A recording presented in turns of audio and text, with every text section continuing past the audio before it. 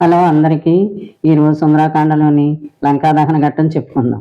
సీతమ్మను అశోకవనంలో కనుక్కుని తిరిగి వెళ్తూ లంకను కకావికలం చేస్తాడు హనుమ. ఉద్యానవనాలు విరుస్తాడు, సరోవరాలు గట్టులు తెంచుతాడు, కాయలు ఫలాలు ఫలవృక్షాలని నాశనం చేస్తాడు. రాక్షసులందరూ హడలి ఈ విషయం రావణుని వరకు చేరవేస్తారు.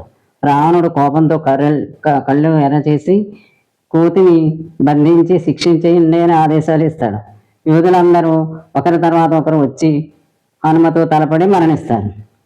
రావణ కుమారుడు హనుమను కట్టడి చేయడానికి బ్రహ్మాస్త్రం ప్రయోగిస్తాడు.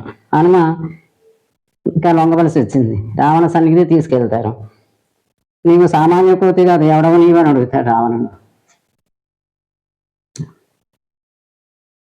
రామదూతను హనుమంతుడను సీతమ్మను కనుగొన్నాను.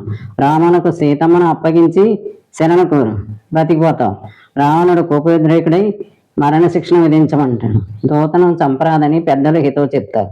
చిన్న శిక్షతో సరిపెట్టమంటారు. తోకకు నిప్పు పెట్టి వదలమంటాడు.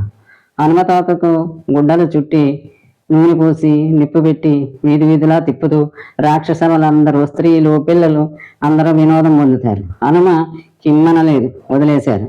ఇప్పుడు హనుమ గృహముకు పాకి నిప్పంటిస్తాడు. బంగారు భవనాలు కాలి బూడిదై రాక్షస స్త్రీలు, పిల్లలు భయభ్రాంతులై ఆహాకారాలు చేస్తారు. తోకను చల్లార్చుకుని హనుమ తిరిగి ప్రయాణం అవుతాడు.